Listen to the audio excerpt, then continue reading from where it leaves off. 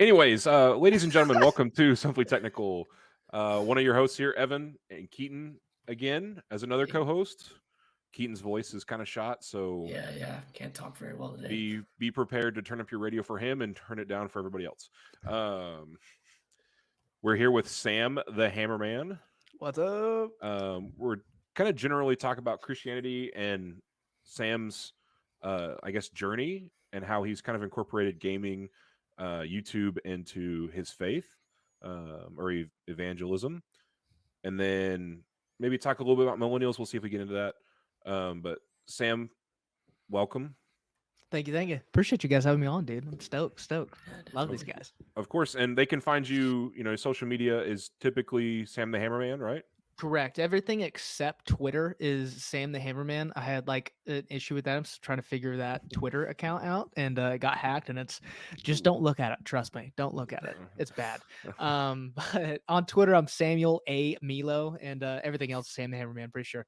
Okay. But yeah, if you guys want to check it out, go for it. Yeah, especially YouTube. He's got some good stuff. His YouTube's shorts are always on my recommended now. I watch like 2 or 3 to be supportive and learn some content, and now they're suggested every time. So I Heck love yeah. that. That's what I'm talking about. And that's all you got to do. That's all you got to do is get That's the content on everybody's For You page. For sure. Why don't you kind of introduce the last, I guess, couple months? Would you say that you started with YouTube and kind of incorporating your faith into that? Yeah, for sure. So I started, I'll take it back kind of like to the first one I started. It was like 2-ish years ago or so. Summer of 2020, I went to Colorado for the summer. And like just before that, I was kind of starting to get into YouTube and like trying to learn it and stuff. I was making monthly top plays on MW on my PS4, like editing them all on a PS4, and like would just post like my best clips that I had and post whatever music was on the PS4 at the time too of the Share Factory. So edit it all there, like post the music clips and stuff, and I would stick a verse right before it and stuff, and then I'd put it on the put it on YouTube and just see what it did. I've got like maybe 20-30 views on them to start off. After that, went to Colorado that summer. Spent 3 months there for my internship in college, came back, and I was trying to like really get like more into YouTube and different things I could try. Went to a LAN event, a Call of Duty LAN event that like Click Gaming won in 2021 or 2020, something like it was I think it was 2021, but started to get more and more into it, learning it and stuff, and always wanted to tie in my faith to it. I just didn't really know how or what to do, or like basically like praying is like, God, like I don't know what to do, or if this is even right, or if it like, can I do this? Is this okay? And like it just felt really weird to like try and figure out a way to do it. But as I continued to like do it, I would do like verses before the videos, stuff like that, and then I was trying to find just a different way, a more drawing way to kind of like tie in the message of Christianity with it and the gospel with it. Something not that it was just easy to palate, but just easy to understand, where it wasn't just like a cut and dry, like here's the verse, here's the gaming, it was like, but that it was intertwined in between. But yeah, so it was like just that 2020 season, 2021 season, really kind of like learning a lot, and then ended up having like a crazy opportunity to go to Vid Summit with Mr. Beast, and I was telling you guys a little bit about that, but learned so much there. Came back, started posting kind of shorts before that. You guys had told me to post short, like check it out, try shorts because it was brand new. Started to get that on there. And I think I can't remember when I started to do like Bible shorts. I think it was like the past couple months I started to do Bible shorts on TikTok. And what I would do is there was a study that I saw. I can't remember where it was from. I think I may have saw it on like Desiring God or something like that.com. There's like, I can't remember where it was, but they had said what's crazy is that you can watch a gameplay, or you can watch content, or you can watch a video of something. And if someone's talking over the video, like a voiceover of something, it maintains their attention longer, which is, I was so interested in that. I was like, I wonder if I could do that with like gameplay. So, and I saw videos on Facebook and Instagram and stuff all the time of like, whether it be nature or whether it be someone working out, like I was interested in it, but also hearing like a motivational speech or something like that. And I was like, dude, what if I did that with the Bible? So I made up an idea. I was like, dude, I like to get really like basically the top plays and like the Bible meshed together. So I would get some crazy clips and stuff, try to post them together where they look seamless and the transitions look seamless, like on TikTok. I think I posted my first one on like Jeremiah 29:11. So it was like, for I know the plans I have for you, declares the Lord, plans to prosper you, not to harm you, plans to give you hope and a future. And I threw that one out there and it got like a lot of views. It was like, I think like 3,000 views or something like that. And I was like, dude, whoa, like this might be something worth trying. So just try to post on like, I think every other day. And we're at the point now, I think I checked today, I was at like 650 something followers on TikTok. And it's really grown over the course of the past couple months. And not something super big and drastic and crazy that just kind of like really took off. It was just something basic as far as like sharing a verse, sharing some context, and like some gameplay, like 3 things that I just like really, really enjoy. Like I love gaming, I love God, and like all these things like kind of tying in together, and it's really been blessed so far. And it's just it's crazy to see though. Super thankful for it. But that kind of started, and then I kind of hopped into streaming as well. I didn't want to stream, but I was like, what's another way that I could tie in the Bible and gaming and stuff? And there's a guy, his name's Cross to Crown. He shares the gospel with people in Warzone gameplay. So it's like he'll duo up, basically. It's like have another duo. And he just like ask him a question. It's like, hey man, like, what do you think about Christianity? And like he'll have a conversation with this guy, his duo, his random duo, like the whole course of the gameplay. And if they win and stuff like that. So it's really kind of interesting. I was like, dude, that'd be an awesome idea. But I kind of want to do something a little bit different, like maybe provide some scripture. And he does a lot of that stuff too, like a local Bible study with his community. But I thought about doing something a little bit different. Like, so maybe live streaming a Bible study and then like playing some gameplay afterwards, doing some prayer in between with everybody. So I started doing that like maybe a month or 2 ago, and started having like a little bit of success with that. And it's been super, super awesome. So I usually have like 4 to 6 or so people that kind of like come for the Bible study. More so people are coming for the Bible study than the gameplay, which is like awesome. It's like better, honestly. And I'm like, that's awesome. That's so cool. But I see a lot of people come back and watch it afterwards rather than live, which is interesting to me. But people so it's like people are coming for the Bible study, which is really cool to see. But it's grown over the past couple months. It's gotten some subscribers, some following with it and stuff too. And man, I'm just super thankful for it. But that's kind of like the gist of kind of everything going on and how it kind of got started. Well, to piggyback off that a little bit, Yeah. I think churches actually could be doing a lot more as far as outreach using the internet. Obviously with COVID, we all, everything shut down. It was actually pretty controversial that they were trying to shut down churches. But they were doing live streams, of course. Right. Or churches went from not having live stream to having a live stream. And I mean, it doesn't take, you have full-time staff usually at most churches. It wouldn't take much to clip some stuff and throw it online, a little devotional or something like that. So maybe Sam's the front runner, the trailblazer, the trailblazer for how churches can be working more as far as outreach using the internet. Oh, and it's kind of crazy if you think about it.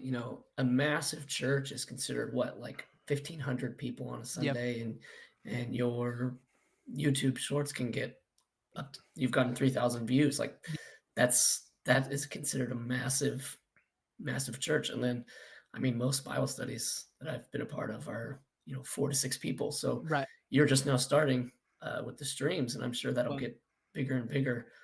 It has the ability to scale, unlike kind of in person.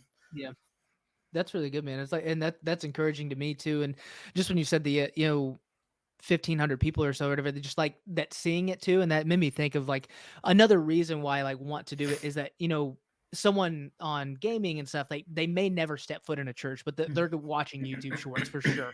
And we know that like everybody's at least watching some form of like short form content.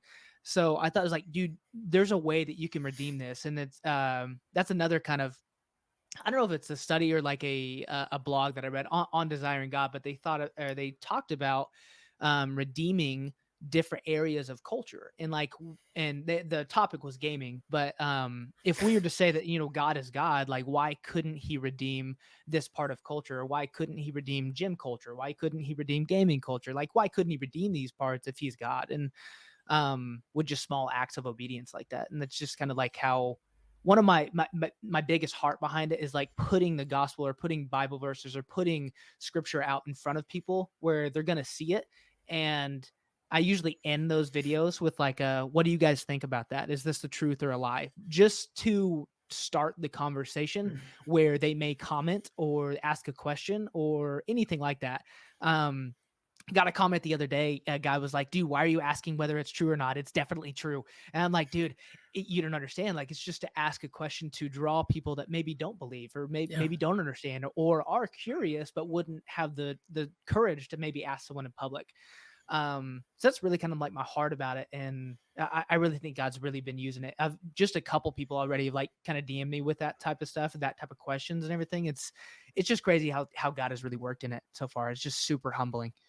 Yeah. Well, do you have, I have a way to go about this, but yeah, you don't have any formal training, right? You're just a typical believer. Like you didn't go to become a preacher or pastor or no. So intertwining something you love, like gaming, and using that as a tool for Jesus and for God is, it's not like you had to go to school, pay a bunch of money to get some certificate or to get a degree. It's just like when I was growing up, we always hear of, well, invite somebody to church, everybody in your everyday life. Well, this is truly like inviting a stranger to enter the conversation. Yeah. Because we always said invite somebody to church. Some people, they have a negative impact from church, from whether their experience, everyone's experience varies. So you're basically, when they say invite somebody to church, they don't mean you actually have to go invite somebody to church, but it could be just to start the conversation. Yeah. Of their faith and their walk. Absolutely. And just what you saying that, it's trying to just intertwine it. Yeah, I had like no formal training. I didn't know what like when I first started it, I didn't even know what it would be today. Like it's crazy to go and look. Sometimes I watch the older videos like, man, this was like garbage, dude. This is so bad. And like it's still like continuing to grow, and it's super cool to see like God's faithfulness to allow wisdom to happen, but it like to gain wisdom, to gain understanding like that, you have to dive into it. You have to learn about it. You have to fail, and you have to learn those things. And man, it's just God's been truly faithful to it. But I think it's like Colossians chapter 3, verse 17, where it talks about, and whatever you do it for the glory of God, whether you eat, whether you drink, whatever you do it for him. And that's kind of like another like power. I usually go back to a lot of these power verses of like, I'm not doing this just for me, but I'm doing it for not just for like obviously for God, but like he's using it and using me and using something that I care about and have a passion for. But yeah, it's like it's really just to kind of start that conversation, maybe get people thinking about it, because if we truly believe it's the most important question to answer in life, then like, man, we got to be out there. It's like we got to try like get people to understand or not even get people to understand, but ask the question, and get people to think at least, Go ahead. Were you about to say something? Yeah. I definitely agree with that. And I kind of wanted to rehash on your point about culture and how sort of gaming is a part of today's culture. When I think about the past generations of Christians, especially the early ones, they were sort of like at the cultural forefront in ways we don't really even consider much today. I mean, if you go to Europe, you'll see all of the old art as depictions of the biblical stories, and a lot of culture today has sort of no touching into that space anymore. There's no and I think it's sort of at the fault of Christians in a way. Like we sort of associate culture with everything anti-Christian now, and so it sort of devolves to where we avoid these things, such as art, gaming, media, science. In my own work, these things are not compatible to what to me, that's what a lot of Christians start to think, and I think it's dangerous when you sort of fall into that. So yeah, man. I completely agree with that. I think too, just because like if he's the God of all creation, like he created all these things to be understood and to be found out, and like man, if he created all those things, like those things in and of themselves of how he created them, how he wanted us to gather those things, like those are good things. It's when we twist those things and really like are deceived by those things that like they're the end all be all, but like he's the end all be all, and these things lead us to him. Like and we can express like his love and his mercy and his kindness and like his goodness, his glory, like through all of these things. And yeah, like I completely agree with that. That is like such a good way to explain it. Like I think we can really run down the rabbit hole, like so nervous to be in sin almost, basically, that like we just cast everything out, like everything's bad, and it's just not true. Because he created all things. But well, and I've heard several lessons in the past 10 years or so about how Christianity has become timid, and no one is like calling out, the bad things in the world. And I say no one. There's obviously people calling it out. But do you think Christianity is timid? I think in some ways, yeah. I think what does the enemy do? He wants to tie up the strong man, right? And like I think in culture, just in general, like we've seen that with a lot of like masculinity. We've got like a wrong depiction, I think, of what masculinity is supposed to look like. As for, and this is just obviously for men in the church, like what masculinity looks like and what it's supposed to be conveyed as, and what it's supposed to look like in a godly man, and not just a godly man, but a man in general in the world. And I think it's really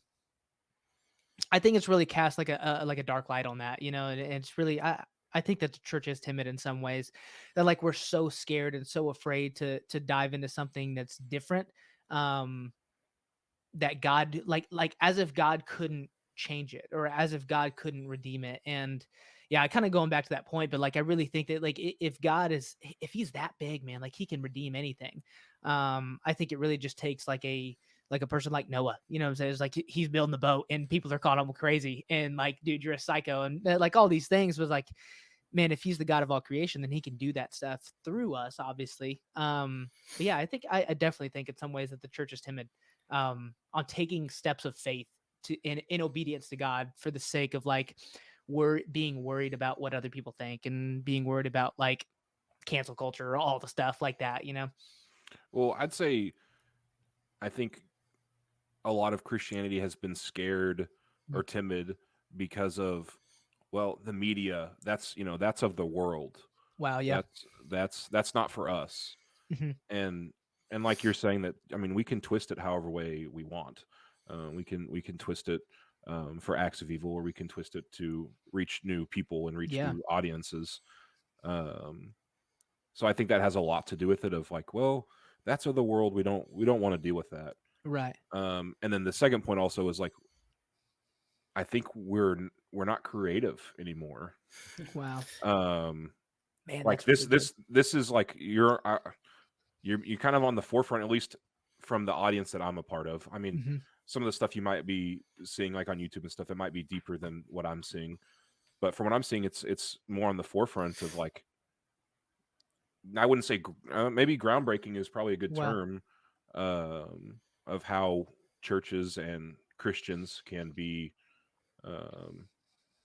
more proactive in finding an audience.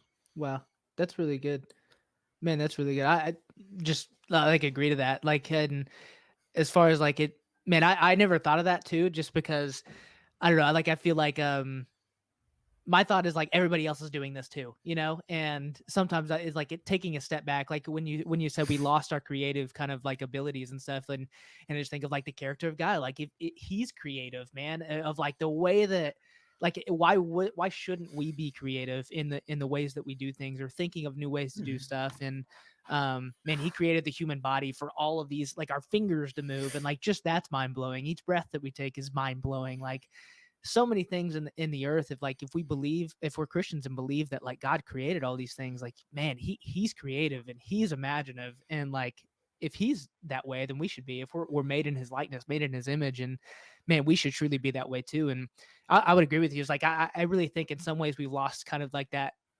imagination or creativity like that. What's a way that we can throw out the gospel in a different way, but like not for the sake of the gospel, say not change the gospel, but you can change the way it's presented in some ways. Yeah, so I actually want to add a point on this Yeah. because I'm teaching our college ministry at church, and my last lesson was on this topic exactly.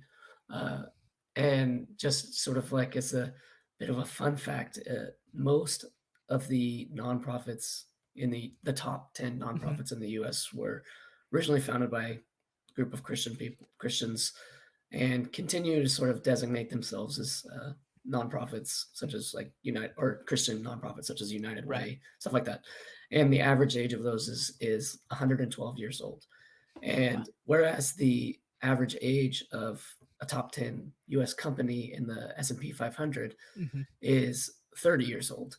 Wow. And that, to me, the reason I bring this up is because there's room for innovation and just sort of not that these people aren't doing great work. They're doing great work.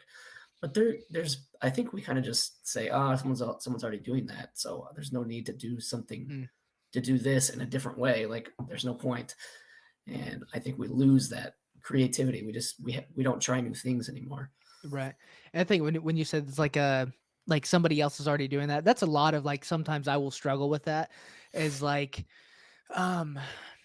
trying to create something new, but also like Bible based or like biblically based, and to draw like the gospel into it, or maybe not even like just the gospel, but like a Bible verse into it. Like I think of like, man, that there's so many bigger people that are doing something like this, and like, and maybe that is the case, but each of us are uniquely gifted and talented and different things that we can do. And man, there's something like I can't remember what pastor had said it, but it's like there's something that people would lose if you weren't there or you weren't doing something like this. And sometimes that really encourages me to know that like there might be someone else that's doing something like this, but there's also people that may have a similar story like me and want to draw closer or don't know how and are trying to learn and stuff. But man, it just made me think of that. That's really, really good. Like, we can't compare ourselves to other people and stuff, right? But that, like, look for the creativity and be creative. It's okay to do that. It's okay to fail. Yeah, exactly. Yes, it's okay to fail is the big thing. Fear. Well, what's the quote? I'm about to butcher it. I'll look it up. Yeah. It's like fear of failure or something like that. Fear of failure is killed more dreams fear of failure killed more dreams than failure ever has. Ooh, that's good. That's really good. Well, thank you, TikTok. Yeah.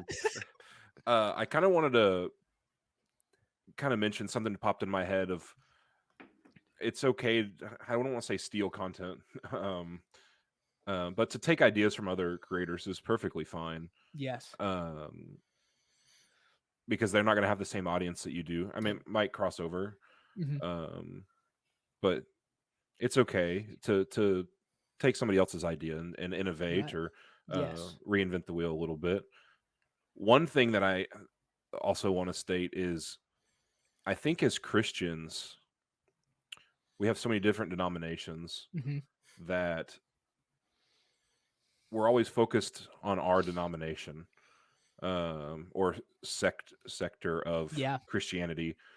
And we always we try to debate other someone else on their theology, or well, you need to come over to my denomination. And like, steal is not the right term. I don't know if anyone's really touched on this before, but we should be celebrating if another denomination gets a baptism or converts somebody that was lost or reinvigorates their faith, that we should be celebrating that, whether they're a Baptist or Church of Christ or Methodist. We should be celebrating that. It's still good to have somebody cross over from a different denomination, but it's not necessarily like a super big victory, like, finding a lost sheep kind of thing. Dude, absolutely. I completely agree with that. It's like, I think there's sometimes people will ask me like, oh, what denomination are you, or something like that. It's like, usually I'll just tell them like, dude, I just read the Bible and I believe that. Like, that's usually what I tell people. And I don't really put so much stress on like what denomination like that I either associate with or like what church I go to, all that stuff. And it's kind of a hard question for me to answer for people, because most of the time when you answer that question, they think of something in their head, like whatever denomination it is and stuff. They have a picture of what they think of, and most of the time it's not a legitimate picture of what that actually looks like in real life, in real day, in real church. And most of the time that's the kind of like what I'll talk to people about, is like, man, I truly just, I believe the words of Jesus. I believe what he said, and I believe that he's, the way, the truth, and the life. And but man, yeah, I completely agree with that. As far as, man, we get so twisted up on like denomination or the things of all the stuff of what matters more. And man, if you like go back to the Bible, it's like the biggest thing that matters. It's like, it's a story about Jesus. It's not a story about us or a story about denomination or all these things. He came to like bring him, bring life and life abundantly. And yeah, it's like I'm super passionate about that too. Is like it's I don't know what we're so concerned about, maybe debating. We're killing our own in a way, it's like when we're trying to debate like other theologies within our own church or within Christianity. And that's just like crazy to me. And like, imagine what people are thinking on the outside looking in, like, dude, like they can't even get along with themselves, and it makes me think of like John 13:35. It talks about, like, you will know my people by the love that they have for one another. And like, and for the longest time, I thought that was like the love of like to love other people as in that are not believers, but he's talking about other believers. Like, you will know my people by the love that you guys have for each other, like other believers. And like that's just crazy to me, that the world would know that you're Christians because of the love you have for other Christians. And I don't know, Jesus said that, and that's just, it's crazy to me, mind blowing to me. And sometimes we kill our own in that, and that's so crazy. It's nuts. Yeah, and I mean, like you said, with they might have a certain stereotype about a certain denomination. Keaton and I are Church of Christ. And I mean, one of the biggest things I got asked is, well, do I have to be Church of Christ to go to heaven? I'm like, right. I mean, I was like, well, I don't make those calls, thank God. Thank you, Lord. I don't make those calls. Yeah, for but real. Also, like, I don't think so. Like, I guess that was a big thing back in the day. Like, I don't even know how long ago, but like maybe 60s, 70s, of like, well, if you're not Church of Christ, you're not going to heaven. It's like, Right. well, I don't know about that. Or yeah, dude. like, well, you guys don't use instruments. That's weird. I'm like, okay, well, I don't really care. Like, I mean, I prefer like a cappella, but somebody that uses instruments is not that big a deal to me. Right. Yeah. I don't know, Keaton, have you had those kind of stereotypical conversations? I bet so. Growing up, that's I remember hearing, not necessarily hearing, but like you said, like the stories. Older generations of stories of like, oh yeah, well, the other denominations are all going to hell. Only Church of Christ is. That's like, that always sort of blew my mind. I never personally heard it ever in any church that I was at, but I had heard people say that about. I think that's kind of the assumption. Church of Christ.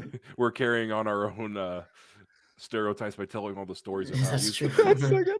That's awesome. That makes me think of too, just like when you said, I was like, am I going to heaven if I'm not doing this or something like that? And it's like, man, when he says like, I don't make those calls, thank God. It's like, like that's truly, man, like I don't make that call, and it's not up to me, and it's truly like our faith in Jesus, and man, it's just yeah, that's a crazy question. Like that, I don't know how I'd respond to that. You always want to avoid like the legalism, the yes, exactly, Pharisee style legalism, where 100%. Yeah, that's good. Well, I know how, like, not to pat myself on the back, but I'm pretty like merciful, pretty forgiving, like almost to a fault.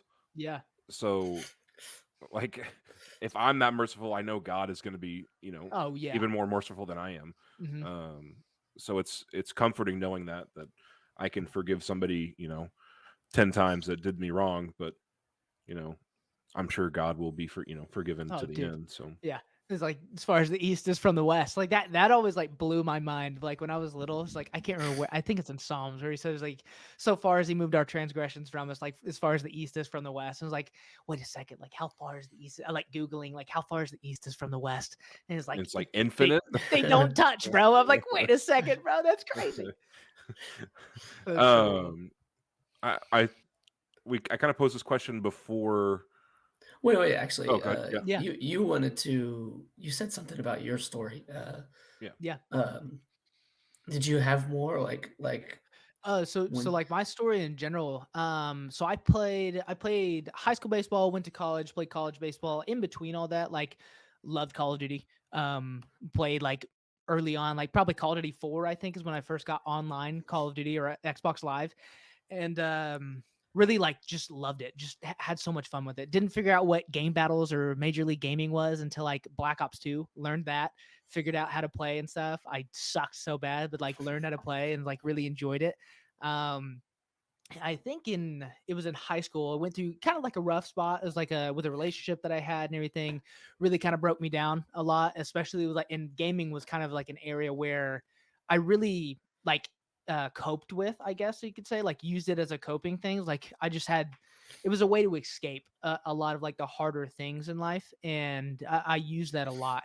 Um, I think in some ways to the point where it's like it was maybe a little bit too much, like it was probably playing too much and all that stuff, but still something that like I really enjoyed playing with a couple friends. We played game battles and all that stuff. Tried to play tourneys and win some tourneys. I won some tourneys. It was super super awesome. Got to college and relationship stuff again, like really hard one, kind of broke off and everything, and ended up reading. I think it was it's called Wild at Heart by John Eldridge in my sophomore year, end of my sophomore year. A teacher from my high school actually gave me this book. Insane book as far as like how much it talks about the masculine heart and like really what it dives into. But there's kind of like three premises. I believe it's like there's a wound, like there's something that happens to a man, like or a young boy as he grows older, something hard, like whatever trauma it is that it's to our heart, like to attack our masculinity. And then after that there's like there's a battle to fight, and then a beauty to win or something like that, or a beauty to rescue. So it's like each man has that kind of like those three kind of premises like within their heart and within their lives. And anyway, so it's like read this book, met up with that high school teacher. We talked for like 3 hours or 4 or something like that at a Starbucks in Oklahoma City. And I really just laid everything that I was struggling with out on the table. Like it was as if I just threw up and like, dude, this is everything. Like I just like struggling with so much, like struggling with a lot of the relationship stuff, just trying to find like fulfillment and to fill the void that like I was experiencing with a relationship. And that was the biggest thing. I just had it twisted. Like I was looking for the wrong relationship. And that was like the hardest thing for me, I think, in college. I was looking for the wrong relationship. And it wasn't until after I talked with him, we talked a lot, and I was kind of making it through college and stuff, and really tried to like dive in and read my Bible for myself and not just what people told me, but started to read it for myself and started to understand a lot more. And great, that guy being so gracious. His name's Justin. He actually did my wedding and stuff too. But um, dude, just so much knowledge and just someone to be so gracious with me and stuff and really talk to me about stuff that was like really, really hard. It's like, dude, you're not the only one type of thing. And that's what it kind of felt like. A lot of anxiety when I was going to college and stuff. I am not even close to what I was like in college and stuff. I was like super nervous to talk to people, like thought all the eyes were on me and like just nervous as all get out. Like everybody was waiting for me to make a mistake, like all these crazy things. And it wasn't until we kind of talked about that stuff that it really kind of helped. So, but gaming also kind of like was intertwined with that of like really kind of like a coping thing. So I just kind of try to use that. And I was like, man, I wonder if like God could still use something like that. And that was kind of like the inner battle kind of I had between that gaming and God and my relationship with Jesus. And man, he's really kind of restored those things. One of the verses he actually told me was, I think it's Joel chapter 3. He talks about, that God can restore the years the locusts have eaten, and that God can restore the things that we jacked up in the past. Like God can still restore those things even though you messed up. And like that was like mind blowing to me. And like I've seen it just being married now. Like it was like just that alone is like a testament to that. I know that God can actually restore those things and restore things that are really, really hard in life. But man, that story alone it's a tough one and a dear one to me, but I grew a lot through it. And man, I just me wanting to be kind of like that mentor he was to me to somebody else. Yeah. Crazy. But yeah. That's a little bit about story, testimony, Yeah, and stuff. Right? yeah, Like kind of that's like awesome. I was a Christian, but like just kind of like lost the way, almost like a lost Yeah, sheep, yeah. like we were talking about earlier, and just needed somebody like kind of pull me back in, honestly. And it was good. So good. That's awesome. Two mini digressions, like mini questions on that. You said this was a high school teacher. Yeah, high school teacher. Him and his wife actually moved there, I think my freshman year, maybe before that. We had a Bible study and stuff. We kind of went to the Bible study and everything, hung out and stuff. They were in FCA, which is Fellowship of Christian Athletes. Super involved. They were missionaries at one point too. Their wedding story is crazy, like so crazy. We don't have time to talk about it, but it's so crazy. But yeah, high school teacher, super great guy. Gave me a book my high school year. It took me 3 years to read it, and then read it and sparked like a crazy friendship that I have now with him. Super awesome guy. That's like the most ideal sort of teacher situation you could possibly have. That's awesome. It's like crazy blessing. This is like it's unreal, man. It's like complete like God thing for sure. Yeah. And then I guess the second question you kind of just now answered. I was going to ask, did you always grow up going to church or? So yes, I say yes and no. We did. My dad would always take us, and actually, like he would bribe us with Starbucks to go. Like there was a time in my life where it was like, dude, I don't want to get up. Like church was like 30-40 minutes away, and he's like, dude, I'll get you Starbucks on the way. I was like, let's go. So dad 100% like always got us in the car to go for sure. And I was like, I would always look forward to like Starbucks in the morning or like cake pops or donuts or something. And but got us there. So Scripture was always in my life, but I think misunderstanding of Scripture was kind of like the thing that got me. You said your dad were both your parents Christian? Yes. So both of my parents are Christian. My mom would go with us when we grew up and stuff. Everything. She had actually started to hop into nursing. She just became a nurse. I think when I was in middle school age, or she was going to school and stuff. So that was like a really, like she was at the grind, basically, like going to school. She was working full time. Dad was working full time. Lot of stress, actually, but like we never thought that they were going through stress. Like they never showed that to us. And man, great childhood. Even though I know that my parents like went through some hard stuff. Now being older, I know that they did.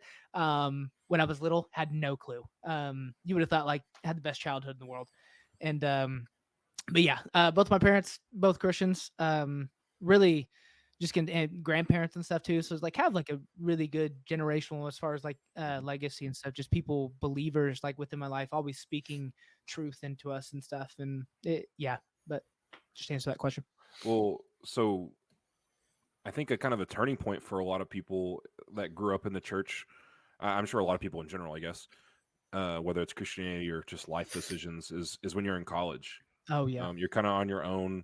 I know I had several lessons when I was a senior, junior high school of like, when you go to college, you're on your own. That's where your faith becomes your own. It's not your parents' faith anymore. And some people that might be a little earlier, some people might be later, but like when you're on your own, your faith truly becomes your own. And because you can't depend on your parents to call you every Sunday to make sure you get up and go. 100%. And so that, I don't want to say that's why you struggled in college, but I mean, I think that has to do a little bit with a lot of different people and their situations. Absolutely. I think it's the testing of your faith, honestly, like produces that authenticity of our faith, like matters. And that it would be our own, that it would be our own relationship with Jesus. And it's not because like God's no respecter of persons. Like it's me and Jesus. It's not my mom, me and Jesus, just because I'm associated with mom, like, but yeah, it's like, I think that was a very big like testing point in my life and stuff is do I believe this or not? And constantly failing, but knowing that and like really coming to the realization of God's grace and his mercy, and that like, man, he loves me so much. And like, when we know that we're loved, and like, it's still like a battle today, like to know that like, God still loves me, man. He still loves me. It's like, he's no more proud of me today than he is tomorrow when I mess up or like whatever it may be, And I think really understanding that is super, super key. And I think that was a harder time in my life too, because and we had talked about this maybe a little bit before, but how I didn't really have like maybe like a small group or a youth group that I could like cling to in between that time, like leaving high school and going into college. And I think that was like probably the harder thing because I think we hear like, don't fall away is like what we hear going to college, and it's like, what does that even look like? Like, what do I do? And like, not really any probably direction or guiding in the in between, you know, in the in between stages of life and adulthood. Keaton, do you have anything? I have a question. I just didn't know if you wanted to expand on that. Yeah, you go. So Church of Christ is pretty traditional, I guess. Yeah. I'd say to a fault. But do you think that like a Sunday morning or, you know, anytime you get together to worship, do you think as our attention spans get shorter with short form content as far as like TikTok and YouTube Shorts, do we need to adjust how we are presenting our typical Sunday morning worship or lesson? Yeah. And you can think about that because Yeah. I'll have a little bit of a because it's kind of a battle. You don't know if, well, should we change, you know, for our audience, you know, because Christianity shouldn't change. Right. But at the same time, you're not necessarily changing Christianity. You're just changing the delivery method, kind of we discussed before. Maybe you mix it up a little bit. I mean, maybe every, you know, once a Sunday, once a month or something, or once a quarter, or a couple times a quarter, you switch it up of like, hey, we're going to do, you know, short, you know, maybe 2 lessons that are shorter, and, you know, in the middle of a, during your worship time or something. I don't know. Yeah. I'm literally just throwing out ideas of what would it look like? What sticks. Yeah, it's a really tough question too, because like the attention span thing is like it's a battle, and even myself, and I like John Eldredge guy, like I really love that author so much, but he's got a book called Resilient, I think is what it's called, but he kind of talks about like the assault on our attention. It's like things are always vying for our attention in this life, whether it be our phone, whether it be traffic, whether it be like whatever, like throughout our day, like things are constantly trying to like drive us or pull us away from every situation. And I think for me, it's hard, but like if you can really get people, and obviously too is like pastors like know the word of God. Not, you don't have to bring it to life, but man, act like you care about this stuff. You know, it's like if you care, if this is everything that matters in life, then like, man, preach that stuff. And I think people will be. I think their attention will be maintained if, man, like if God's truly working in that too. And but that is it is a really hard battle because it's tough, man. It's really tough to decide like maybe what is best. But I do think in between, like maybe through the weeks and stuff, if you had Bible study or like maybe a 10 to 20 minute Bible study or something like that, or context and stuff, because that's something I didn't really understand growing up, was context of the Bible and how important it is, because it changes the way you look at verses and the Greek definitions of words, and like changes the way I understand a lot of verses. And but yeah, it's like I think the I don't know. That's a really tough question, dude. I'm not sure, because like do we change church for not just for the sake of culture, but to not just to keep people in the door, but like to really draw people in and to have them understand things. Almost short and sweet, I guess, is hard, but Yeah. I think there is like there's a good thing about waiting in the presence of Jesus and stuff, and how he's really in the calm, he's really in the peaceful, he's not in the quick and loud and boisterous things, I think a lot of times.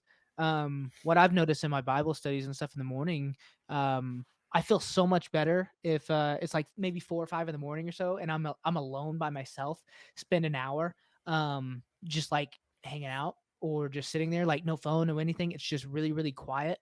And I sit there for like an hour, and like that's a long time to sit there and like maintain your attention on something. But and it's still tough, but like I've noticed so much more helpful things throughout the day and growth throughout the day, and my mind is on point throughout the day rather than just getting up and going and everything being so fast. I don't know. That's a really tough one, but I think slowing down is something culture needs, personally. But yeah, I would agree with that. That it's probably good for us in our attention span. to have some type of longer form content like that. Mm. I will say Church of Christ probably went through something similar when we added video slideshow screens. I'm sure that was definitely something to talk about. We got to focus on the lesson, not necessarily we don't want to focus on the slideshow up there. Right, I'm sure that's a good that was point. a discussion somewhere. Yeah, that's a good Keaton, point. did you have any thought about No, that? no, I think Sam said it perfect. Okay. So I'll go back to the philosophical question. Yes. Okay. So a couple years ago in college, 6 years ago, 7 years ago in college, there was at a Bible study, and we kind of discussed a little bit of like, is the God of Christianity the same as the God of Judaism and Islamic faith? Because they both, and one thing that's hard to understand about Christianity is like, if you're on the outside looking in, and I had never thought about this, is it's three gods in one, right? Like you have the Father, you have the Son, you have the Holy Spirit, Holy Ghost. Like, well, which one is it? And like, well, it's all three, right? But right, exactly, yeah. So there is a little bit difference in those three, because like in Judaism, I don't know much about their faith as of now, I guess, but they don't have the Father, the Son, the Holy Spirit, right? They have just God. Yep. And for Muslims, right, or Islamic faith, they have Allah. They have, I guess, the Prophet Muhammad. And he's not considered. I don't know much about it, but he's not considered God, right? Is he? I know he's Muhammad. No. Okay. I don't believe so. I think, but Abraham is also very important in Islam. Yeah. Well, that's where they split, right? So you had Abraham, who had Isaac and Ishmael, right? And Ishmael, and that's kind of like where they're where like it comes in almost. So Sam, yeah, do you have any thoughts on that? Of like, is the God of Judaism, Christianity, and Islam, is it the same God? Because I would almost argue that it is the same God. It's just a different delivery system, I guess. Right. With, you have the Quran versus the Bible versus the Torah. Right. One like verse that like comes to mind for me is John 14:6, and I'm sure you guys are familiar. It's like, like Jesus says that I am the way, the truth, and the life, and nobody comes to the Father except through me. And if like that is the doctrine, and if that is the faith, and that is what we believe as Christians, then like Jesus is the only way. And I would argue that they, like, I would say not the same, because they're not acknowledging that Jesus is the only way to heaven. Is my thought on it. If you don't acknowledge that, that Jesus is the only way, like you said, then we honestly like are saying that Jesus is a liar, in the sense that he says that he is the only way, that he is the Son of God, that he is the only way, that God made a way through him. And if we don't believe that, then that's kind of, that is what the Christian faith is. But yeah, that's just kind of my thought on it. But Keaton, do you have my belief, anything you want to add to that, or I think combat that? The same, but yeah, I think there's the traditional, all three stem from the Abrahamic tradition, and then they diverge, and basically exactly how you said, that's where we land on in Christianity. So it's a hard thing to sort of answer, because it's both yes and no, depending on how you're talking about the question. But generally, no, they're not all the same. Okay.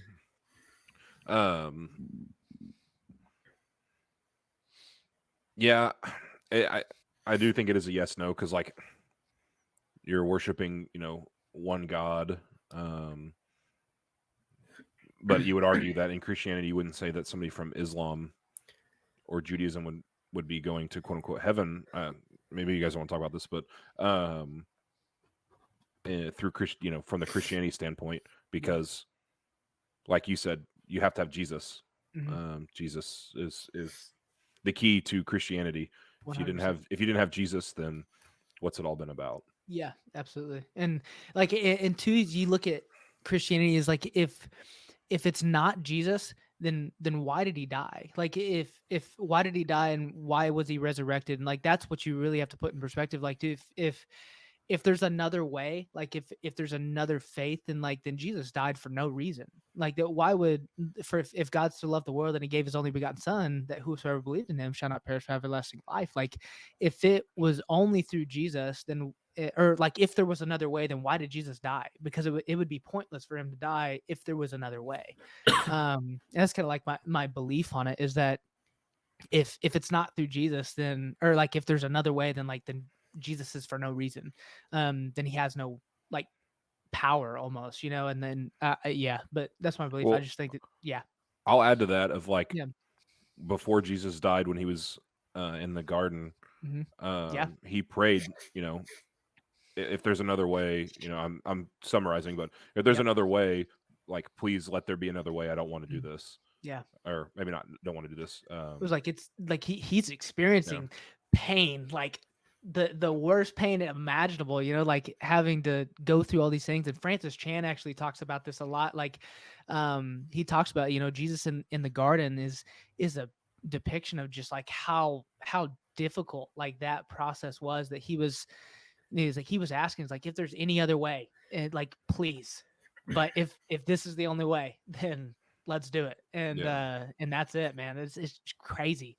It's just how much, and it goes back to like that, how much does he really love us? And like, it was that much, man. I was like, if there's no other way, I'll do it. Like, this is it. And he like had to make that choice. It's crazy. Yeah, and I guess I shouldn't say he didn't want to do it. Obviously, he loved us so much that he did. But it's still like, it's still hard. You know what I'm saying? Like, yeah, I knew what you meant. It's like, it's freaking hard. Like, he's about to go. Like, he knows everything. He's like, what do they call it? I think it's hematosis or something, where he's like, he's sweating drops of blood from so much anxiety and stuff. Like, dude, he was in it. Like, that's yeah. Imagine anybody going knowing human. that. Yeah, exactly. He was fully God, fully human. Like, yeah. I get it. I know what you meant, by the way. That's what I meant. Yeah. Oh, I was about to say something. Keaton saved me.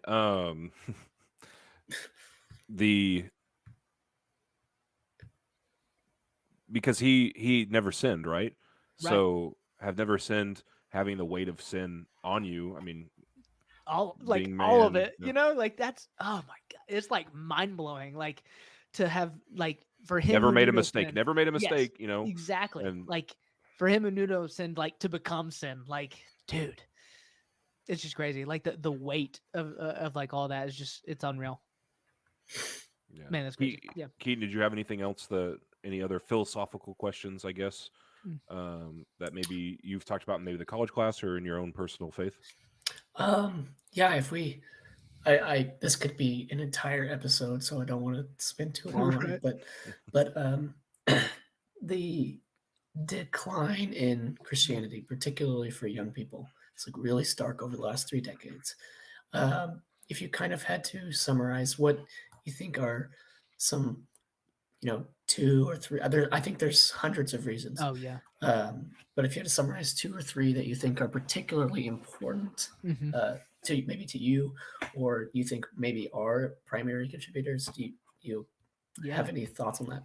Yeah. I think one for sure is, and we kind of talked about this, but like the in between stages of youth and like adulthood, and then like the like older adults classes and stuff. And like, I think that's a big one. I think sometimes we can lose some of the generation in, not that in, I don't think they're seen as a lost cause, but it's like, most of the time people like how do, like, what do I talk about, what do we do, like all that stuff. And my thought was like, I was thinking about this the other day.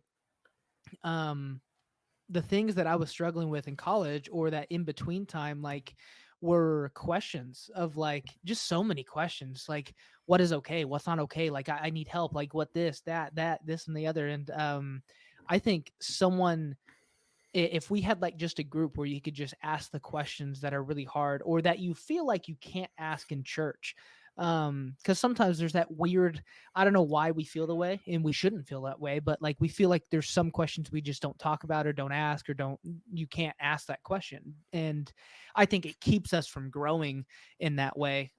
It kept me from growing I should say that is like, it kept me from growing because I felt like I couldn't ask the question. What I know, like I know now that I could have asked, but I didn't feel like I could when I was younger. I felt like, oh, you're just supposed to know.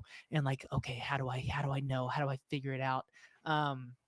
But I think just summary, like, definitely classes, like maybe have, or maybe not like class, but like where you can meet up with people that are around the same age as you and talk about hard life questions. Like, what do I do when life is really hard? Like, do I just tuck tail and run? Like, how do I make it through things that are really hard like that?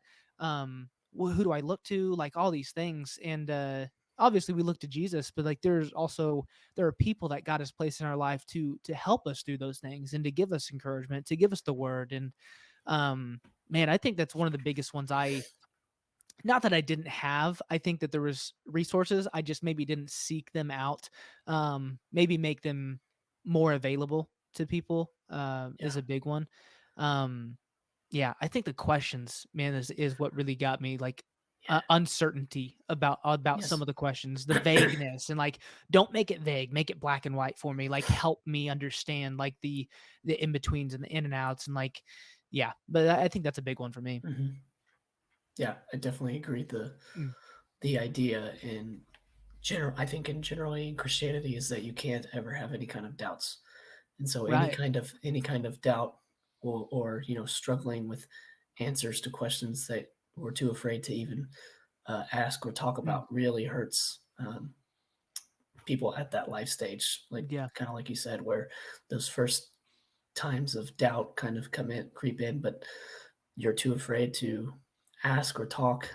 And Mhm. Christians themselves are maybe too afraid or don't know how to answer. Absolutely. Uh, I think that's a huge, huge reason. Yeah. Well, so much of young people in the church don't see it as a discussion. They Wow. see it as, okay, well, these older men and women of the church, they have the answers. I Mhm. need to go ask them. Well, it could be a discussion. They don't have all the answers, and Right. if they tell you they have all the answers, they're wrong. Exactly. um, 100%. so they're going to have questions too, and a lot of times they've gone through similar doubts or similar struggles. Mhm. Um, I think what might help a little bit is being more transparent on some of those harder issues that the church Yeah. is going through now. Like a big thing, obviously, for like church crisis, like instruments and women being Mm. in church of leading, Mhm. and um, you know how the homosexuality is being handled with Mm. that's growing, Yeah. the and other similar issues. Mhm. Then Like hot topic hot stuff, like topics, yeah. Mhm. but also we can say these things as many times as we want from the pulpit, from the stage, from the auditorium in a Mhm. sermon. We can say it as many times as we want, but if we're not out there showing love, giving the gospel in new Mhm. media forms or old media forms, then what's even the point of Mm. what's the point of it being about? Like, Yeah. of trying to be called to make disciples. Right. Mhm. Absolutely. I sort of also sort of summarized my whole series in sort of like a one paragraph uh, ending of an essay. It's like Mm.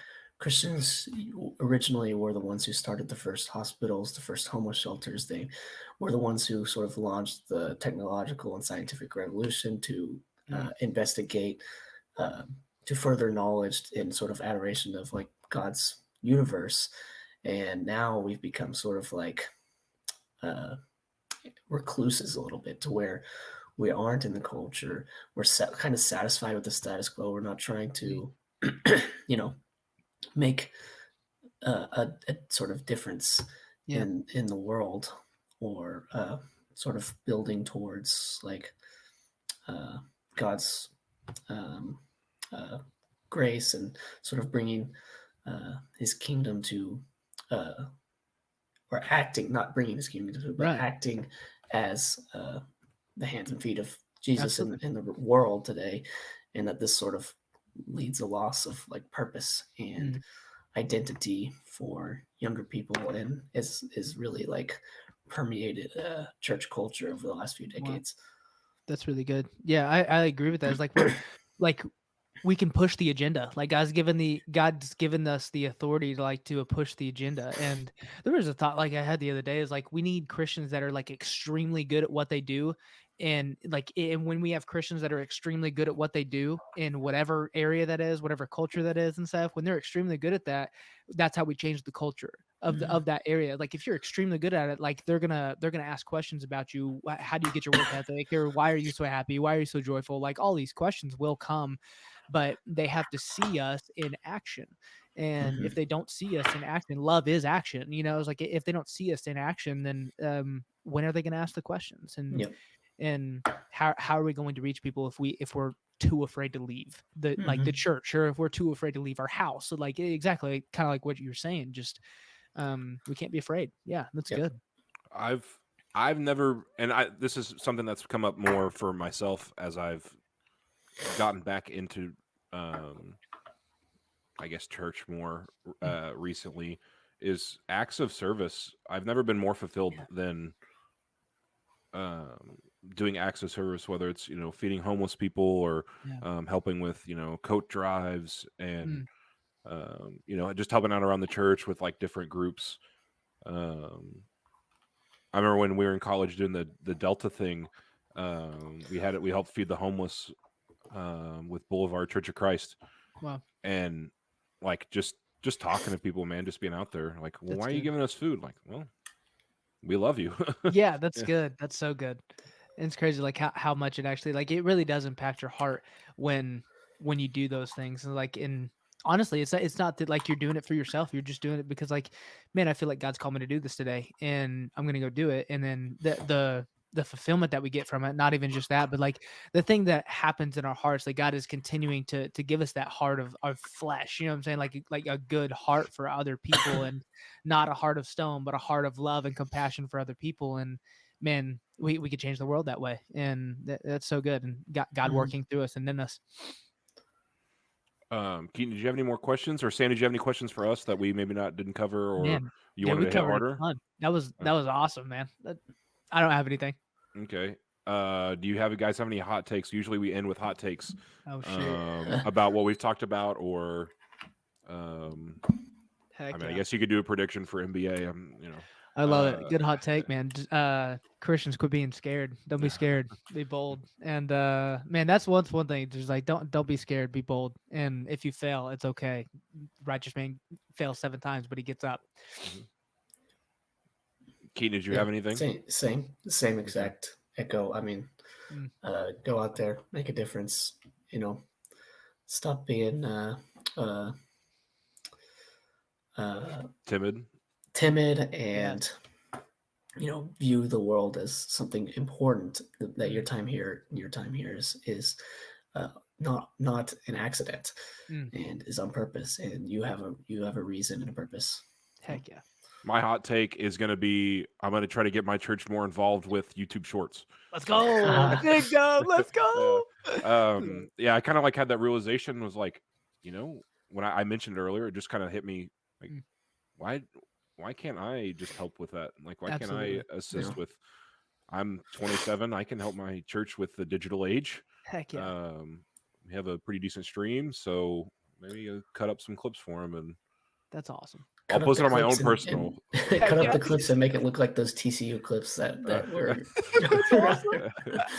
That's so good. I'll post it on my own YouTube channel though, so that I get them out. Absolutely. That's so good. But make sure you check out Sam's stuff. They'll be linked in the description. All his socials. This has been Simply Technical. Thank you guys so much for watching or listening. Hope you enjoyed, and we'll catch you next time.